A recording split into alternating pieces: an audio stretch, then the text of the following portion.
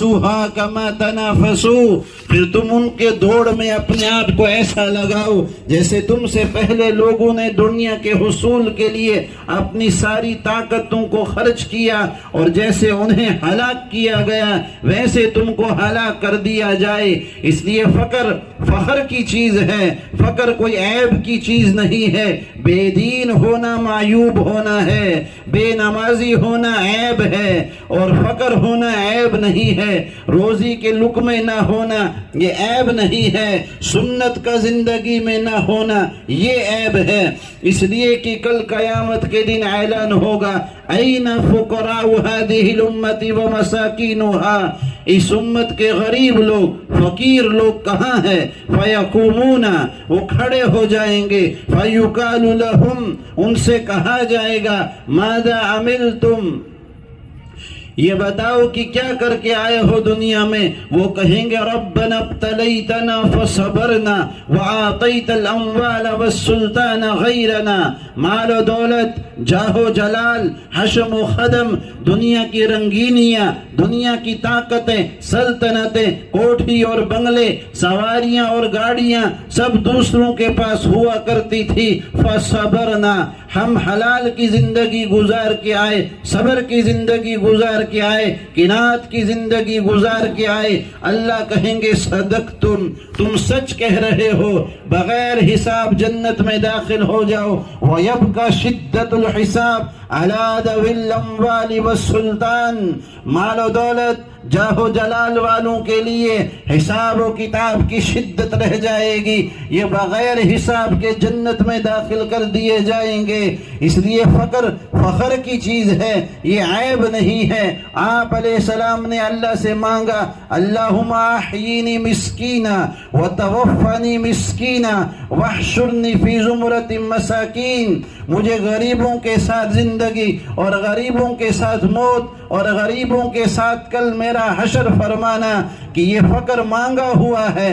آپ علیہ السلام مدینہ کے باغ سے گزر رہے اور عبداللہ بن عمر آپ کے ساتھ ہے، اور آپ گری پڑی کھجوریں اٹھا کر کھا رہے، اور آپ نے فرمایا عبداللہ لا تأکل، کیا آپ نہیں کھاتے؟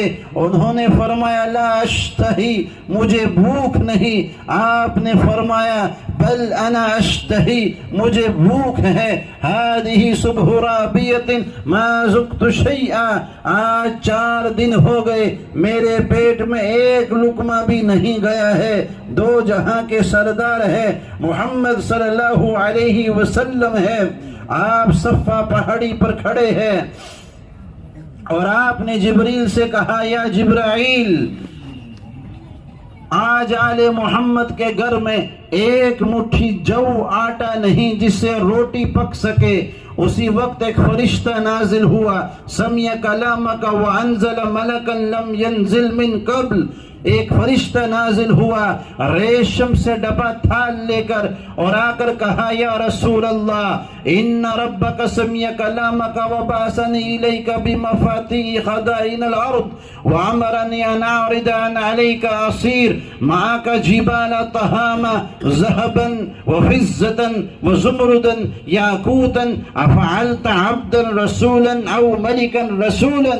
اللہ تعالیٰ نے سونا چاندی زمرد یاقوت کے بن کے یہ پہاڑ تہامہ کے آپ کے ساتھ چلیں۔ آپ کو غلامی والی نبوت چاہیے یا بادشاہت والی نبوت چاہیے؟ آپ نے فرمایا بل عبدا رسولا، مجھے غلامی والی نبوت چاہیے، کہ کہیں آنے والے زمانے کے اندر کے لوگ وہ یہ نہ سوچیں کہ اب ہم بیرون کے سفر کیسے کریں، ہم اللہ کے راستے میں کیسے نکلے، ہم دیندارانہ زندگی کیسے گزارے، ہم قناعت کے اوپر زندگی کیسے گزارے، حلال کے لقمے کے اوپر قناعت کیسے کرے۔ آپ نے فرمایا بل عبدا رسولا، مجھے غلامی والی ہی نبوت چاہیے۔ آپ نے فقر کو اختیار کیا ہے، اس لیے فقر کوئی عیب کی چیز نہیں ہے۔ کل قیامت کے دن اللہ کے ہاں اس کا فیصلہ ہونا ہے اور تفریق ہونی ہے۔ فرمایا گیا فَنَجْعَلُ الْمُسْلِمِينَ كَالْمُجْرِمِينَ مَا لَكُمْ كَيْفَ تَحْكُمُونَ کہ تم کیسا فیصلہ کرتے ہو؟ کیا مجرم اور محرم دونوں برابر؟ کیا بے نمازی اور نمازی دونوں برابر؟ کیا دلوں کے اندر ایمان کا یقین، اللہ کا یقین، اسباب کا یقین کیا دونوں برابر ہو جائیں گے؟ کیا دیندار اور بے دین دونوں برابر ہوں گے؟ آنسوں کا چھلکنا، جام کا چھلکنا کیا دونوں برابر ہوں گے؟ رات کو اٹھ کے مصلے پہ تڑپنا اور تبلے کی دھاپ پہ تھرکنا کیا دونوں برابر ہو جائیں گے؟ ام لکم کتاب فیہ تدرسون، کون سی کتاب میں تم نے پڑھا ہے کہ رقص گاہوں کی طرف اٹھے ہوئے قدم جوان کے اور مسجد کی طرف اٹھے ہوئے قدم دونوں برابر ہو جائیں؟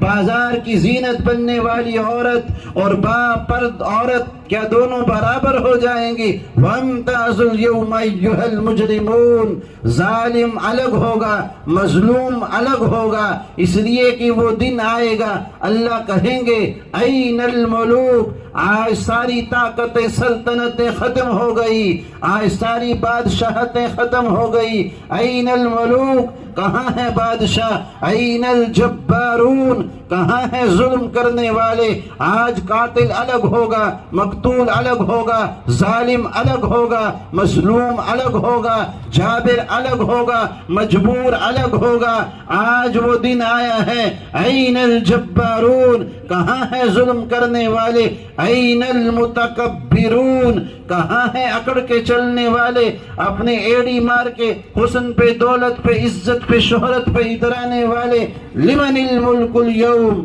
آج کس کی بادشاہت ہے؟ آج ساری طاقتیں اور سلطنتیں ختم ہو گئی ہے۔ اس لیے کائنات کا رب ہی وہی سلطنت اور قدرت اور طاقت والا ہے۔ اعمال کے راستے سے اللہ کو راضی کرنا ہے اور اللہ سے لینا ہے کہ اللہ رزاق ہے، رزق اللہ کے خزانوں کے اندر ہے اور وہ رزق اعمال کے ذریعے سے لیا جاتا ہے، اسباب کے ذریعے سے نہیں۔ اسباب تو کفار کے لیے اطمینان ہے اور مومن کے لیے امتحان ہے کہ مومن امتحان کے اندر ہے کہ دل کے اندر دکان کا یقین ہے یا دکان کے رب کا یقین ہے۔ پتھر کے بت پہ یقین رکھنے والے کو مشرک کہتے ہیں، پتھر کی دکان پہ یقین رکھنے والا مومن کیسے؟ کاغذ کے بت پہ یقین رکھنے والے کو مشرک کہتے ہیں، کاغذ کے نوٹ پر جیب میں رکھے ہوئے پر یقین رکھنے والے کو مومن کیسے کہیں گے؟ اس لیے دلوں کے اندر سے فاسد یقین کو نکالنا ہے اور اللہ کا یقین بٹھانا ہے کہ اللہ رب ہے، اس یقین کو دلوں میں لانا ہے۔ روزی اللہ کے خزانے میں ہے، دنیا کی کسی شکل کے اندر، کسی سبب کے اندر، کسی چیز کے اندر روزی نہیں، روزی اللہ کے خزانے میں ہے جو اعمال کے راستے سے ملتی ہے۔ اللہ نے انسان کو امتحان کے لیے بھیجا ہے۔ الست بربکم، پوری کائنات کو بنا کر انسان سے پوچھا تھا کون تمہارا رب ہے؟ کیا میں تمہارا رب ہوں؟ سب نے کہا تھا بالا، اس لیے کہ شکلیں نہیں تھی، اسباب نہیں، دنیا کی چیزیں آنکھوں کے سامنے نہیں۔ یہ نگاہوں کا دھوکہ ہے۔ آنکھ دیکھتی ہے دکان سے ہوتا ہے، آنکھ دیکھتی ہے آسمان سے بارش برستی ہے، یہ آنکھ دیکھتی ہے زمین سے غلہ اگتا ہے، یہ آنکھ کا دھوکہ ہے۔ یہ سب اللہ کے خزانے سے اترتا ہے۔ روزی کے اتارنے کے لیے اللہ نے اعمال دیے ہیں۔ روزی کا تعلق توکل سے ہے۔ لو انکم کنتم توکلون علی اللہ حق توکلی لرزقتم کما ترزق الطیر تغدو خماسا وتروح بطانا۔ روزی کا تعلق تقوی سے ہے۔ ومن یتق اللہ یجعل له مخرجا ویرزقہ من حیث لا یحتسب۔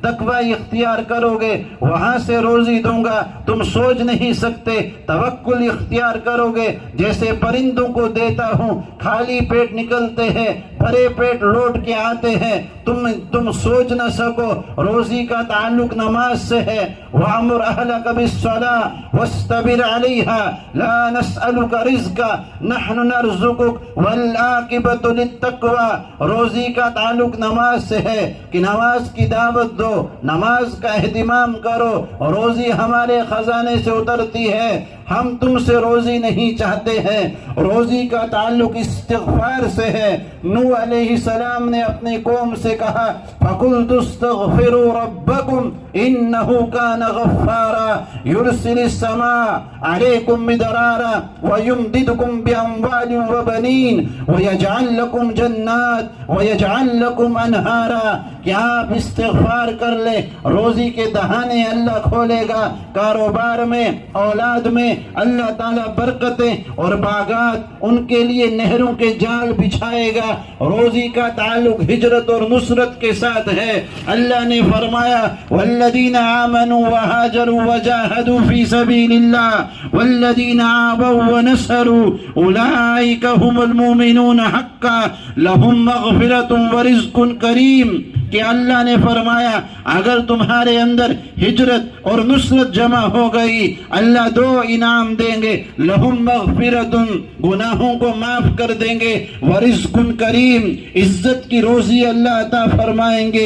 یہ روزی کا تعلق اسباب سے نہیں، دکان اور کھیت سے نہیں ہے، روزی کا تعلق اعمال سے ہے کہ اعمال کے ذریعے سے اللہ کو راضی کرنا ہے، اللہ اس کے اندر برکتیں ڈالیں گے، اس لیے کہ روزی طے ہو چکی ہے۔ وکل اللہ ملکا علی الرحم، اللہ ماں کے رحم پہ ایک فرشتے کو مقرر کیے ہیں، وہ فرشتہ پوچھتا ہے اذکر ام انثی، اسے مرد بناؤں یا عورت بناؤں، ماذا رزقہ اجلہ اثرہ کل شیء بقدر، یہ سب مقدر ہو چکا ہے۔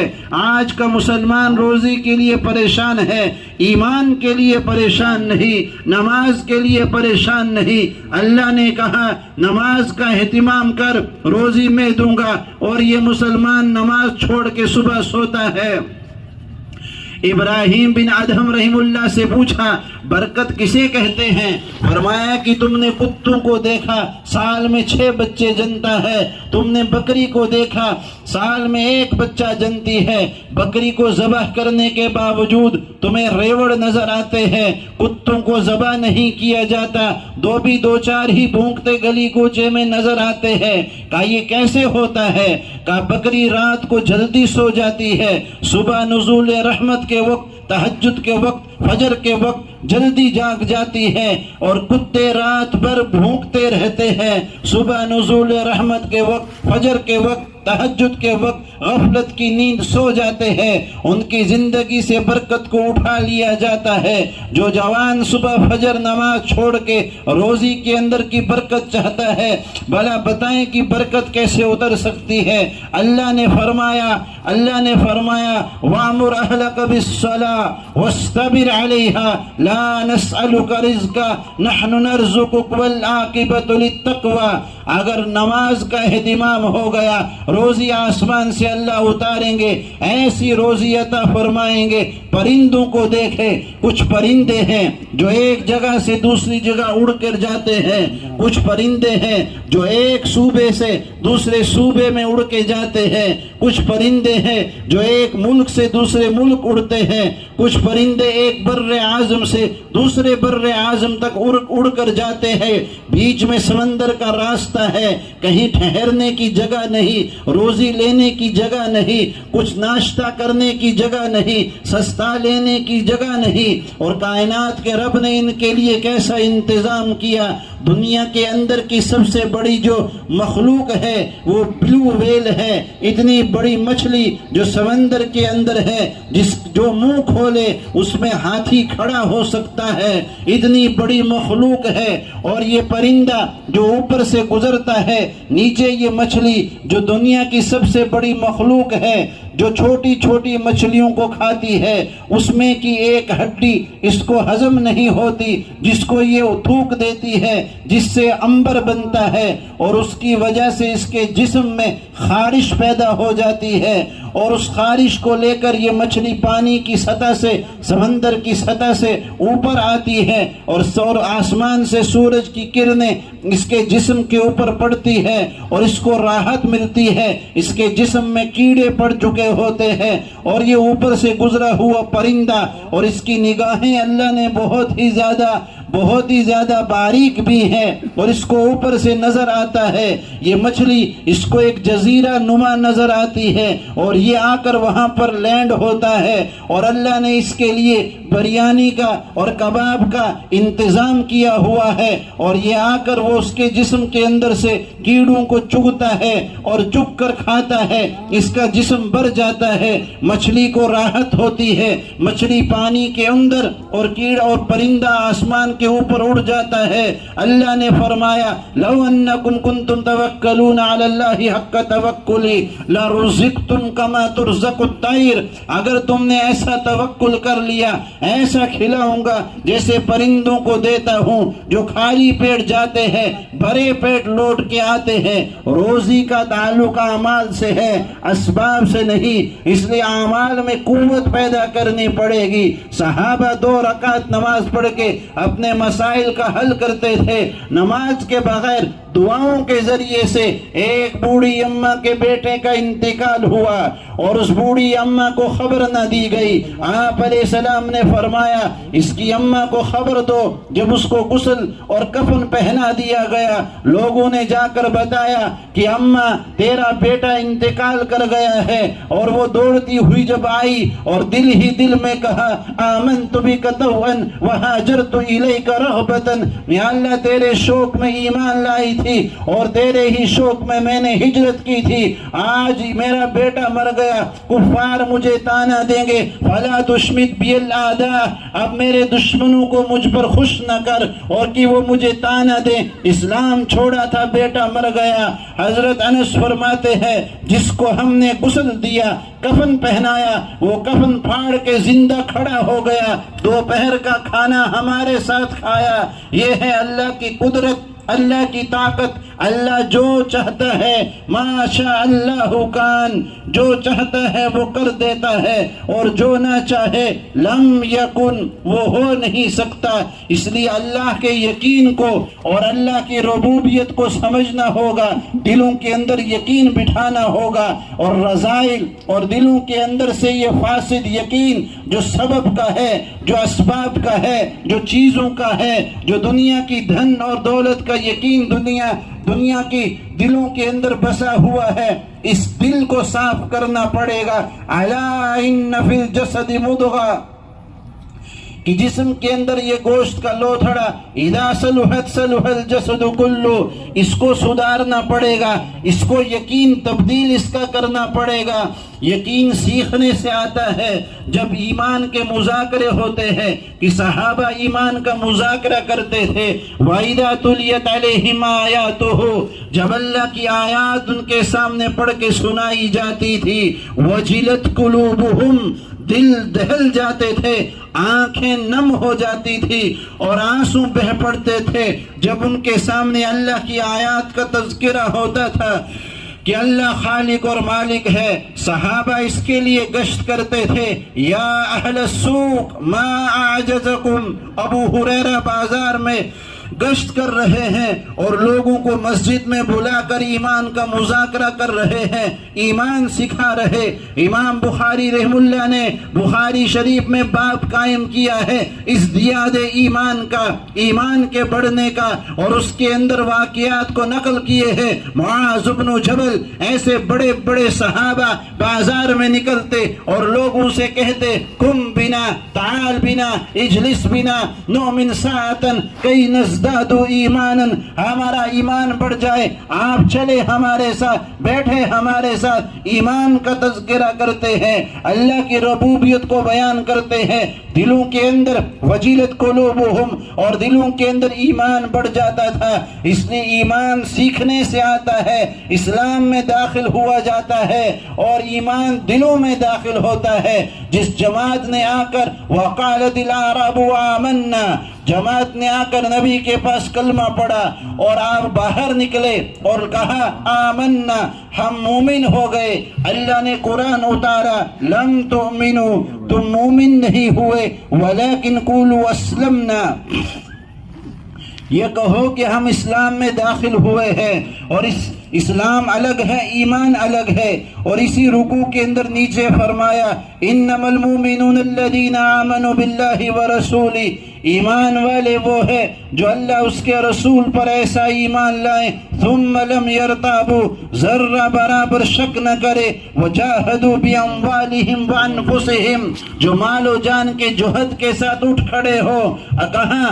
فی سبیل اللہ، اللہ کی راہ میں، اولئک ھم الصادقون، یہ لوگ ایمان کا سچا حق ادا کرنے والے، سچا دعویٰ کرنے والے ہیں۔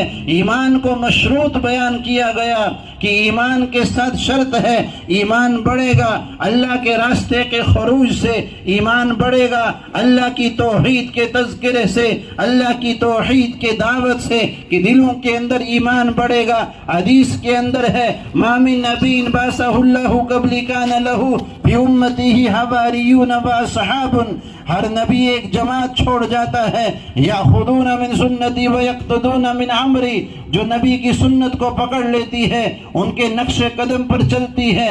اس کے بعد شر و فتن کا دور آتا ہے، فمن جاہدہم بیدہ فہو مومن، فمن جاہدہم بلسانہ فہو مومن، فمن جاہدہم بقلبہ فہو مومن، ولیس وراء ذلک من الایمان حبۃ خردل۔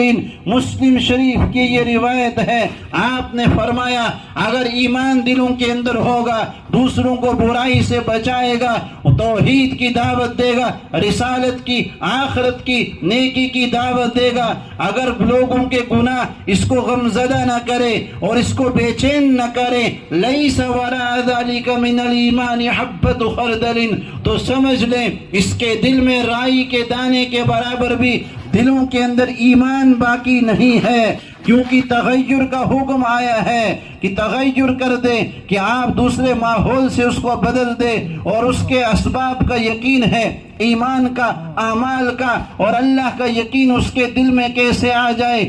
ان تذکروں کو صحابہ کیا کرتے تھے، اس لیے امت صحابہ پر جمع ہو سکتی ہے۔ عبداللہ بن عمر فرماتے ہیں، من کان مستنن، جو آدمی کسی کے طریقے پر چلنا چاہے، فلیستن بمن قد مات، وہ ان لوگوں کے طریقوں پہ چلے جو دنیا سے جا چکے ہیں۔ اولئک اصحاب محمد، وہ نبی کے صحابہ ہے۔ ابرہا قلوبا، جو نیک دل ہے، اعمقہا علما، جو گہرے علم والے ہیں، اقلہا تکلفا، جو کم تکلف برتنے والے ہیں، فتشبہوا باخلاقہم وطرائقہم، لہذا انہی کی مشابہت کو اختیار کرو، ان کے نقش قدم پر چلو۔ عبداللہ بن مسعود فرماتے ہیں، انتم اکثر صیاما، اکثر صلاۃ، اکثر اجتہادا من اصحاب رسول اللہ، تم بہت زیادہ نمازیں پڑھنے والے، بہت زیادہ روزے رکھنے والے تو ہو سکتے ہو، لیکن صحابہ کانوا خیر منکم، وہ تو بھی تم سے زیادہ خیر اور افضلیت پر ہے۔ ان سے پوچھا گیا، لماذا یا ابا عبد الرحمن، ایسا کیوں ہے؟ فرمایا، کانوا ازہد فی الدنیا وارغب فی الآخرہ، کہ صحابہ آخرت کی رغبت رکھنے والے ہیں، وہ دنیا سے بے رغبت ہیں اور آخرت کی رغبت رکھنے والے ہیں۔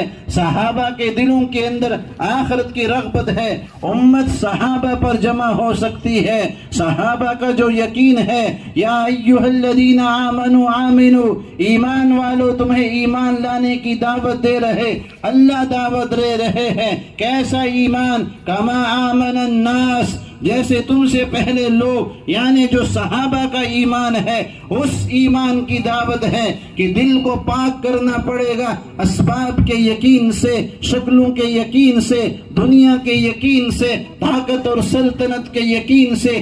اللہ کی ذات پر یقین کیسے آ جائے؟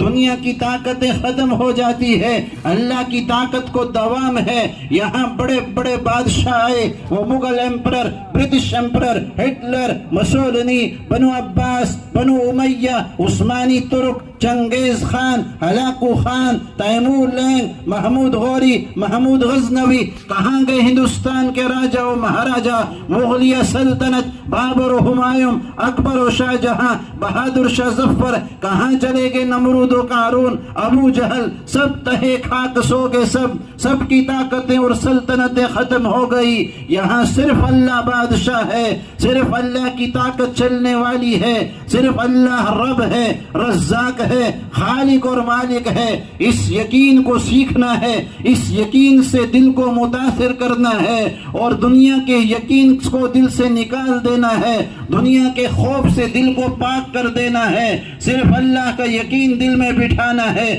اس کی یہ دعوت ہے، اس دعوت کے لیے صحابہ اٹھے ہیں اور صحابہ نکلے ہیں اپنے گھروں کے اندر، مسجدوں کے اندر۔ صحابہ نے باعتبار اعمال کے ایمان کے حلقوں کو مسجدوں میں لگایا، اعمال کے حلقوں کو مسجدوں میں لگایا۔ وہ صحابہ جس کام کو کیے ہیں وہ کام ہمارے لیے نہج ہے، امت ایک ہی نہج پر جمع ہو سکتی ہے، وہ صحابہ کا نہج ہے، کسی اور کا نہج نہیں چلے گا۔ عبداللہ بن عمر نے فرمایا من کان مستنن، جو آدمی کسی کے نہج پر چلنا چاہتا ہے فلیستن بمن قد مات، ان لوگوں کے نہج پر چلے جو دنیا سے جا چکے ہیں۔ اولئک اصحاب محمد، وہ نبی کے صحابہ ہے، صحابہ کا نہج چلے گا۔ صحابہ نے ایمان کی دعوت کو، اعمال کی دعوت کو مسجدوں کے اندر کیسے ایمان اور اعمال کے حلقوں کو لگایا، اور صحابہ نے مساجد کو جو باعتبار اعمال کے آباد کیا۔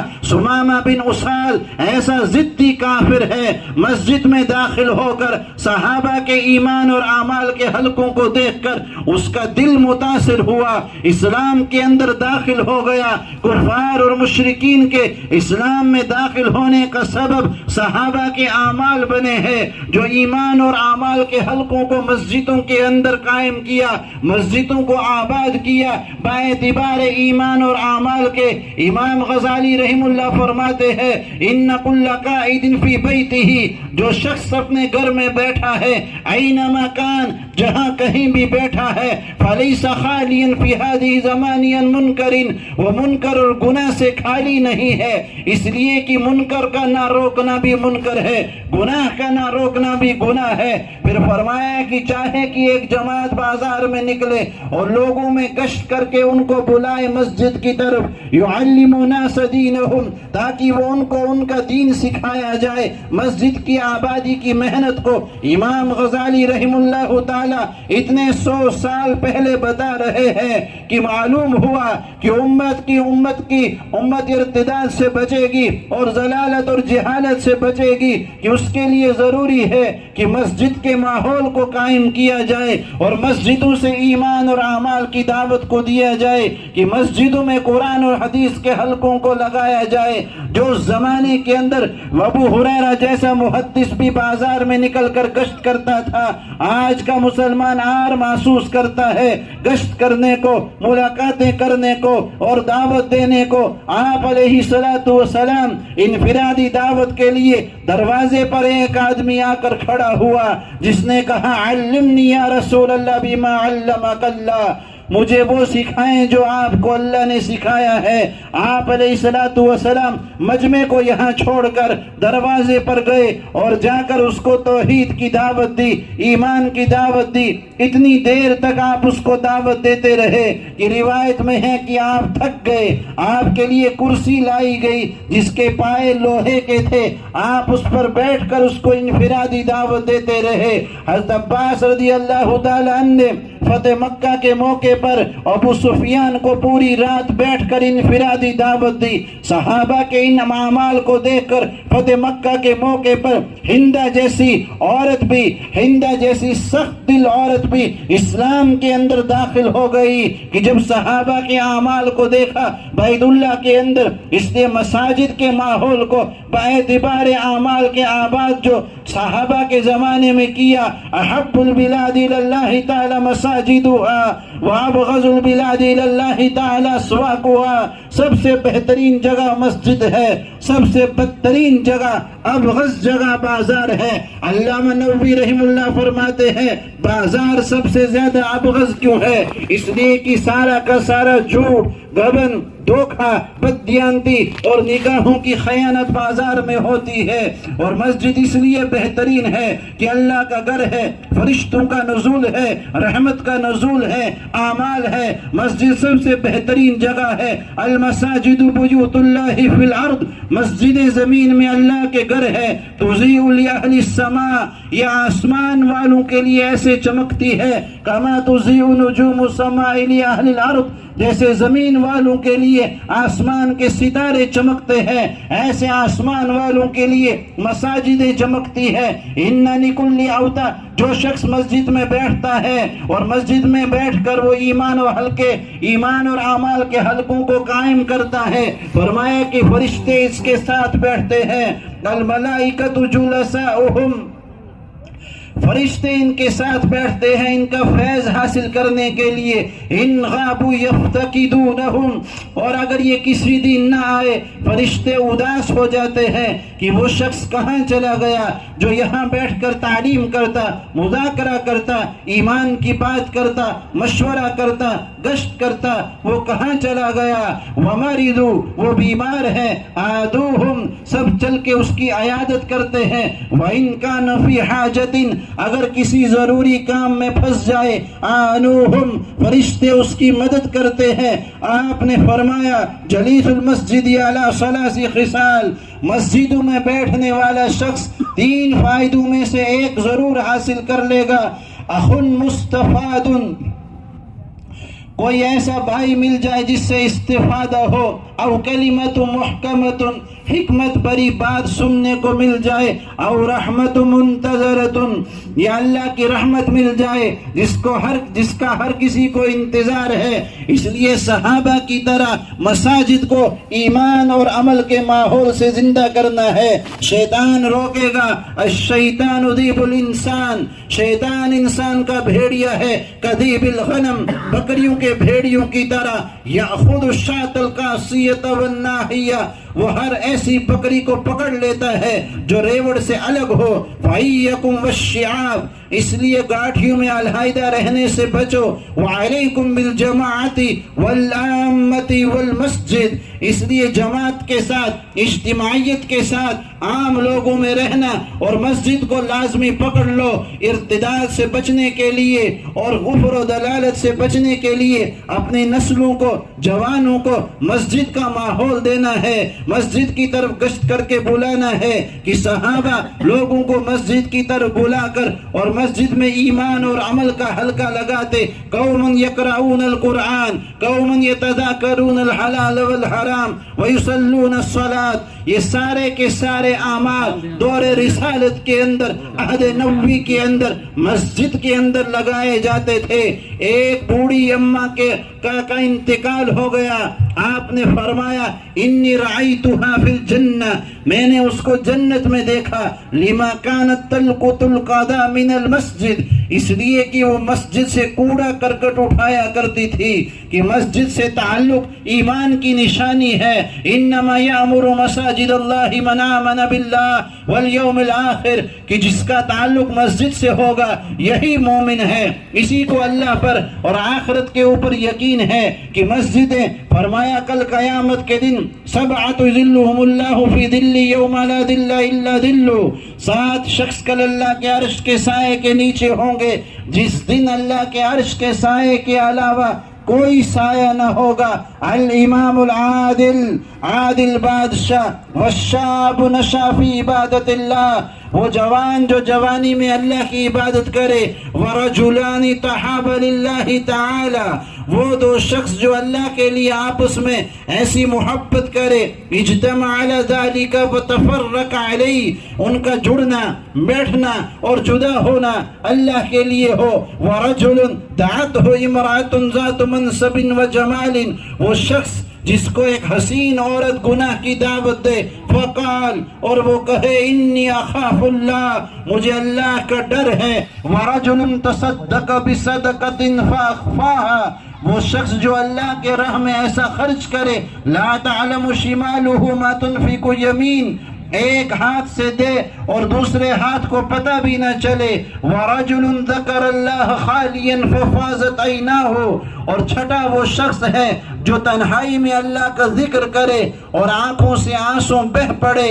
اور ساتواں وہ شخص ہے وَرَجُلٌ قَلْبُهُ مُعَلَّقٌ فِي الْمَسَاجِدِ، وہ شخص جس کا دل مسجد میں اٹکتا ہو، مسجد میں لگتا ہو.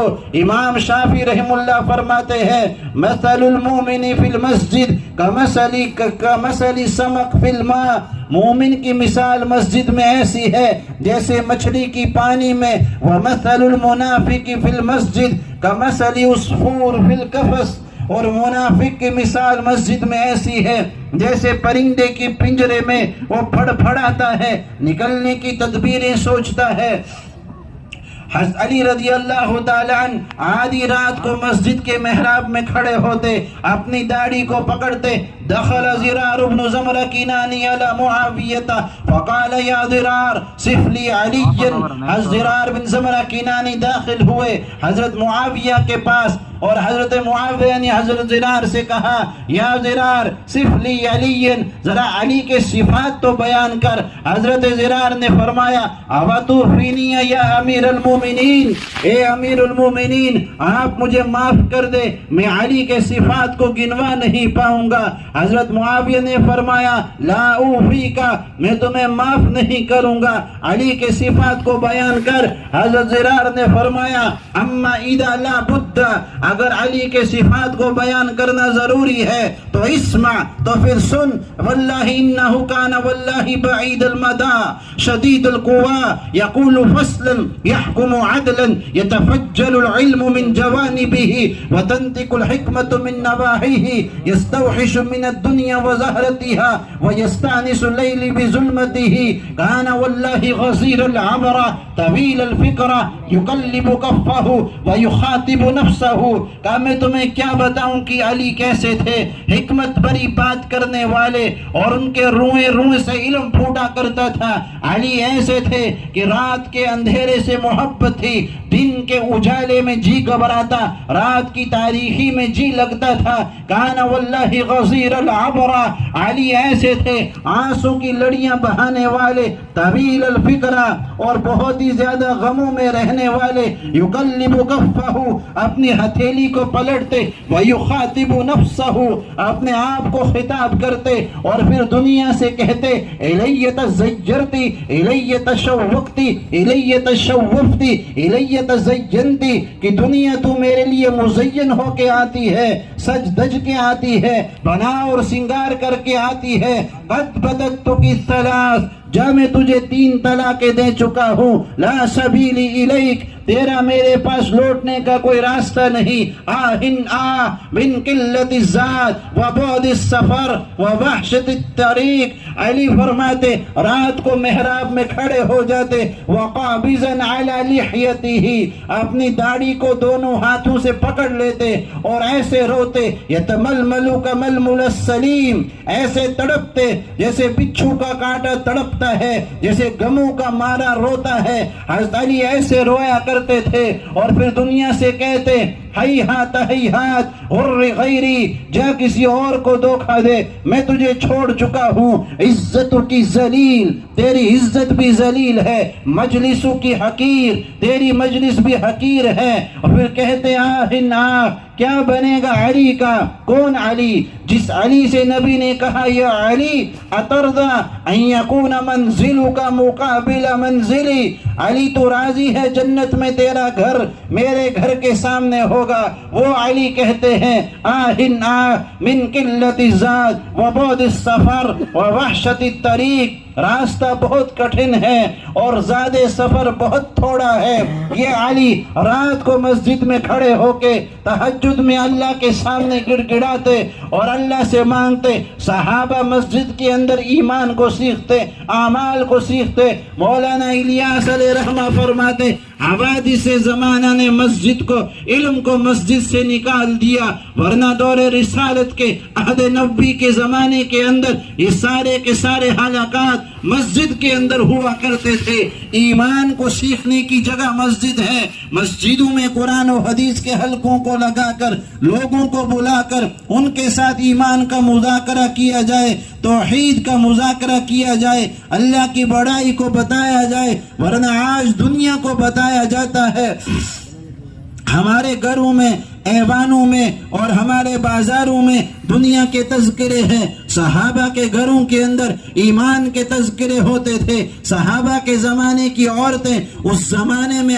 گھروں میں آئے ہوئے حوادثات کو عورتیں مردوں سے چھپایا کرتی تھی۔ آج کی عورت اتنی مظلومہ ہے، بغیر بھاڑے کے باورچن ہے، بغیر بھاڑے کے دھوبن ہے، بغیر بھاڑے کے جھاڑو پونچھا دینے والی ہے۔ آج کی عورت کو صرف اپنے گھر کے کچن کی فکر ہے، برتنوں کی فکر ہے، کھانے پکانے کی فکر ہے۔ اس زمانے کی عورتیں ایسی تھی، گھروں میں آئے ہوئے حوادثات کو مردوں سے چھپایا کرتی تھی۔ ام سلیم نے اپنے بیٹے کے انتقال کو ابو طلحہ سے صبح تک چھپائے رکھی اور آ کے انہوں نے کہا بیٹا بیمار تھا، اب کیا حال ہے؟ کہا اب تو بالکل آرام ہے۔ جب صبح ہوئی، رات گزاری، پوچھا بیٹا کہاں ہے؟ کہا ایک بات معلوم کرنی تھی، اگر امانت کوئی رکھے ہمارے پاس اور واپس مانگ لے اور ہمیں دینی چاہیے یا نہیں؟ کہ امانت ہوتی ہی ہے، واپس مانگ لینے پر دے دی جائے۔ کہ جو بیٹا اللہ نے امانت دی تھی وہ اللہ نے واپس لے لیا ہے۔ یہ عورتیں ہیں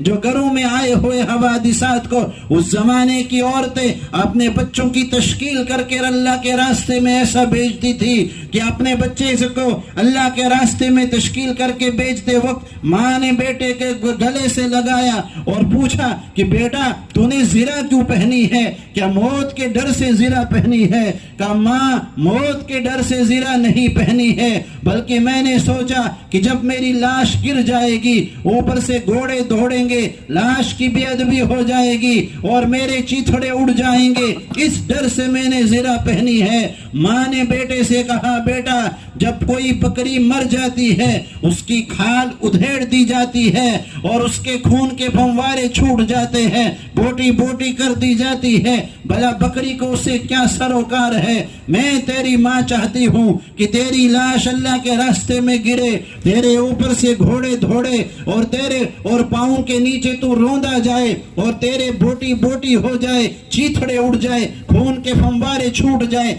کل میں تیری ماں بن کے حشر میں کھڑا ہونا چاہتی ہوں۔ یہ وہ مائیں ہیں اپنے بچوں کو اللہ کے راستے کے لیے تشکیل کر کر ایسے بھیجتی ہے کہ بیوی اپنے شوہر کو کہہ رہی عمر بن جموع سے ہاں میں دیکھتی ہوں تو اللہ کے راستے میں جائے گا، تانا دے کر شوہر کو ایسا اللہ کے راستے کے لیے ابھارا کہ شوہر لنگڑے صحابی ہے عمر بن جموع، آسمان کی طرف ہاتھ اٹھا کر کہا اللہم لا تردنی الی اہلی، یا اللہ اب مجھے اپنے گھر کی طرف نہیں لوٹانا، اور اللہ کے راستے میں جان دے کر قربان ہو گئے، لاش بھی لوٹ کر اللہ کے راستے سے گھر کی طرف نہ آئی۔ صحابہ فرماتے تھے وَإِنَّ مَعِي قَوْمٌ يُحِبُّونَ الْمَوْتِ، ہمارے ساتھ وہ لوگ ہیں جو موت کے عاشق ہیں، کما تحبون الحیات، جیسے تم زندگی کے عاشق ہو، کما تحبون الخمر، جیسے تم شراب کے عاشق ہو، کما تحبون النساء، تم عورتوں کے دل دادا ہو، ہم موت کے چاہنے والے ہیں۔ متی یجمع الایام بینی و بینک، کہ وہ زمانے کی گردشیں لوٹ کے کب آئے جو مجھے تجھ سے ملا دے۔ 36,000 صحابہ کی قبریں ہیں ملک شام کے علاقے اردن کے اندر، ہماری جماعت وہاں سے گزری، ہم نے دیکھا کہ حضرت معاذ وہاں دفن ہے، عامر بن جراح، شرحبیل بن حسنہ، یہ بڑے بڑے صحابہ کہ موتا کے اندر حضرت جعفر دفن ہے، عبداللہ بن رواحہ، زید بن حارثہ، جن کی قبروں پہ لکھے ہوئے اشعار ابھی تک محفوظ ہے، الحب ذو الجنت و واقترابها طيبة وباردا شرابها والروم روم قد دنا عذابها كافرة بعيدة أنسابها علي إلا قيتها درابها. اس کے بعد حضرت جعفر شہید ہوئے. عبداللہ بن رواحہ نے جھنڈا پکڑا. ثم تقدم آگے بڑھے اور جھنڈے کو ہاتھ میں لے کر آگے بڑھے اور فرمایا اقسمت یا نفسی لتنزل اللہ کارہۃ نولت تابہن ان اجلب الناس والشد والرن ما لی اراکی تکرہین الجنہ قد تعلما قد کنت مطمئنہ هل انت الا نطفۃ فی شنہ. وہ ایسے کہ جنت کا ٹھنڈا پانی ہمارے انتظار میں ہے اور ہم دنیا کو چاہتے ہیں, آخرت جنت ہمارا انتظار کر رہی ہے. حضرت علی فرماتے ہیں اشدد حیازیمک للموت فإن الموت آتیک ولا تجزع من القتل اذا حل بوادیک. موت سے گھبرا کے پیچھے نہ ہٹ, موت تیری وادی میں اتر جانے والی چیز ہے. انا الذی سمتنی امی حیدرا. حضرت علی آنکھوں میں آنکھیں ڈال کے موت سے بات کرتے, آجا میرا نام میری ماں نے حیدر رکھا ہوا ہے. انا الذی سمتنی امی حیدرا کلیس غابات الکریہ المندرا وفیہمی بالسائی کیلی سندرا. آجا ہم جان دینے کے لیے تیار ہے. اللہ کا دین زندہ ہو جائے, ہماری قبریں بن جائے, کسی صحرا کے اندر, کسی بیابان کے اندر, سمندر کے اندر کی مچھلی کی غذا بن جائے. صحابہ ان قربانیوں کے ساتھ, ان جذبوں کے ساتھ اٹھے ہیں. پورے عالم کے اندر اللہ کی توحید زندہ ہو جائے, اللہ کا کلمہ زندہ ہو جائے. ربیعی بن عامر رستم کے دربار میں داخل ہوئے, پھٹے پرانے کپڑے لے کر, معمولی سی سواری ہے, معمولی سی تلوار ہے. اور ربیع بن عامر کے جب اندر داخل ہوئے اور گاؤ تکیے لگے, قالین بچھے اور ہیرے جواہرات سے جڑا امامہ اس کے سر پہ ہے کہ جو بادشاہ ہے. اور فرمایا ربیع بن عامر جب داخل ہوئے انہوں نے روک دیا نوکروں نے, کہا ان اللہ ابتعثنا, ہمیں اللہ نے مبعوث کیا ہے. بعثت کا لفظ قرآن میں صرف نبیوں کے لیے ہے. والذی بعث فی الامیین رسولا, کہ رسول کی بعثت ہوتی ہے.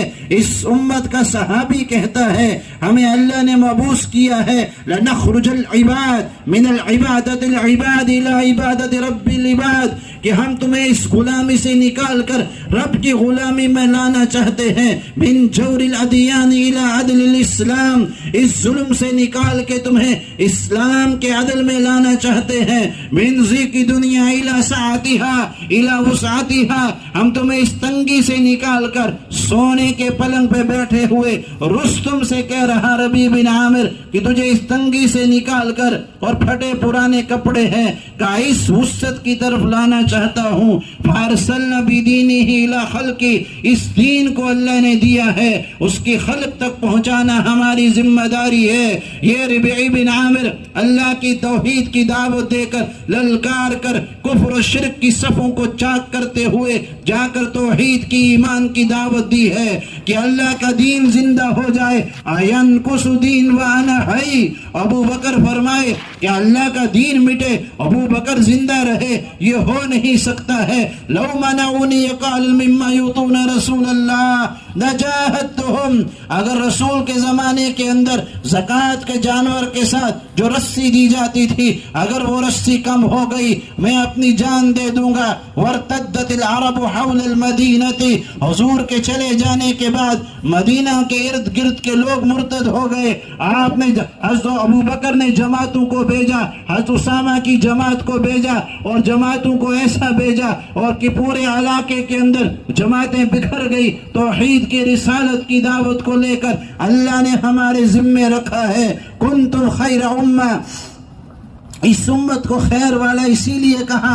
امام قرطبی رحم اللہ تعالی اس آیت کی تفسیر میں فرماتے ہیں مدح لهذه الامه واقاموا ذلك وتصفوا به فاذا تركوا التغيير وتواتوا على المنكر زال عنهم اسم المدح ولحقهم اسم الذم وكان ذلك سببا لهلاكهم. اس امت کی مدح اور تعریف صرف اسی وجہ سے ہے کہ دوسروں کو نیکی کی دعوت دیتی ہے, برائی سے بجاتی ہے, جب یہ اس کام کو چھوڑ دے گی اور برائی پر آمادہ ہو جائے گی، زال عنہم اسم المدح، اس کے اچھے نام کو بدل دیا جائے گا، ولحقہم اسم ذم، اور برے نام سے پکارا جائے گا، وکان ذلک سببا لہلاکہم، یہی ان کی ہلاکت کا سبب ہوگا جب امت دعوت کو چھوڑے گی۔ تو فرمایا دعائیں قبول نہ ہوں گی، ان تدعوا فلا اجیب لکم، کہ تمہاری دعائیں قبول نہ ہوں گی، وتسألونی فلا اوتیکم، سوال کرو گے پورا نہ ہوگا، وتستنصرونی فلا انصرکم، دشمن کے خلاف مدد چاہو گے، تمہاری مدد ہرگز نہ کی جائے گی جب تک نہ امت دعوت کے اوپر مجتمع ہو جائے۔ اور کسی کو برائی سے بچانا، کسی کو برائی سے نہ بچانا، اس سے بڑا گناہ ہے کہ جو وہ برائی کر رہا ہے۔ قرآن کی آیت ہے وَتَرَى كَثِيرًا مِّنْهُمْ يُسَارِعُونَ فِي الْإِثْمِ وَالْعُدْوَانِ وَأَكْلِهِمُ السُّحْتَ لَبِئْسَ مَا كَانُوا يَعْمَلُونَ، عوام کے گناہ کو کہا یعملون، کہ جو انہوں نے گناہ کیے ان کو یعملون سے تعبیر کیا۔ اس کے نیچے کی آیت ہے لولا ينهاهم الربانیون والاحبار، جب ربانیین، احبار، جاننے والے ان کو ان کے گناہ سے نہ روکے، لبئس ما کانوا یصنعون، ان کے گناہ کو صنع سے تعبیر کیا۔ امام رازی رحم اللہ فرماتے ہیں الصنع اقوى من العمل، صنع کا گناہ عمل کے گناہ سے اقوی اور کبھی ہے، لأن وفیہ استمرار، اس لیے کہ اس میں استمرار پایا جا رہا، بار بار کرنا پایا جا رہا، طاقت ہونے کے باوجود نہ کرنا پایا جا رہا ہے، کہ اللہ نے ایک محنت کو ذمہ دیا ہے، کہ اللہ نے ایک محنت کو ذمہ دیا ہے، اس محنت کو کرنا ہے۔ اس محنت سے جی چرانے والے وہ تو منافقین آزار بیان کرتے تھے، لا تنفروا فی الحر، اللہ فرماتے ہیں قل نار جہنم اشد حرا، آخرت کے حالات زیادہ سخت ہے۔ منافقین کہا کرتے تھے لو کان عرضا قریبا سفرا قاصدا لاتبعوک ولکن بعدت علیہم الشقہ، وہ کہتے قریب کا سفر ہو تو ہم تیار ہیں، بڑے خرچے لمبے سفر ہم سے نہ ہوں گے۔ اور مومنین کی صفات کو اللہ نے اس سے پہلی آیت میں بیان کیا کہ مومنین ایسے ہوا کرتے تھے، انفروا خفافا وثقالا، ہر حال میں تیار ہوتے تھے۔ اللہ مولانا الیاس علیہ رحمہ کی قبر کو نور سے بھر دے کہ اللہ تعالیٰ نے ان کے قلوب کے اوپر جس کام کو منشرح فرمایا، جس کام کو کھولا، آج لاکھوں کے، آج کروڑوں کے کروڑ لوگ اپنا بوری بستر اٹھا کر دیوانوں کی طرح پھر رہے ہیں اس دین کو زندہ کرنے کے لیے، توحید اور رسالت کو پورے عالم میں، کہ اللہ نے ہم سب کو سفیر بنایا ہے۔ اس لیے ان جذبوں کے ساتھ، جن جذبوں کے ساتھ صحابہ اٹھے ہیں اور جن قربانیوں کے ساتھ صحابہ نے قربانیاں دی ہیں، آج ان کی قربانیوں کی وجہ سے ہم تک دین ہے، ہم قربانی دیں گے، آئندہ کی نسلیں ارتداد سے بچیں گی اور شرک و بدعات سے بچیں گی، ان تک دین پہنچے گا۔ سب سے پہلا تقاضا اپنی ذات کا ہے اور پھر پوری امت تک مجھے پہنچنا، یہ اللہ کی طرف سے عائد کر دیا گیا ہے۔ اس لیے صحابہ کے جذبات کے ساتھ کھڑے ہو کے وہ علماء جن کے سال لگ چکے ہیں، 2 سال لگ چکے ہیں، آج اللہ کا فضل ہے۔ ایک وقت تھا کہ مولانا الیاس فرماتے تھے میرا جی چاہتا ہے ہر جماعت میں ایک عالم اور حافظ ہو۔ آج اللہ کا فضل ہے، مرکز نظام الدین سے پورے عالم کے لیے علماء کی جماعتوں کا جو بھیجنا جو سلسلہ شروع ہوا ہے، اور علماء تیسرا سال لگا کر لوٹ رہے، لگ بھگ 250 سے زائد علماء کی جماعتیں دوسرا سال لگا کر واپس آ رہی ہے۔ 5-1 ہزار علماء کی جماعتیں ہر سال چلتی رہتی ہے۔ پچھلی مرتبہ 27,000 طلبہ نے نظام الدین سے چلہ لگایا۔ علماء کا اس وقت علماء کی توجہ اور علماء جماعتوں کو لے کر چل رہے ہیں کہ علماء ہی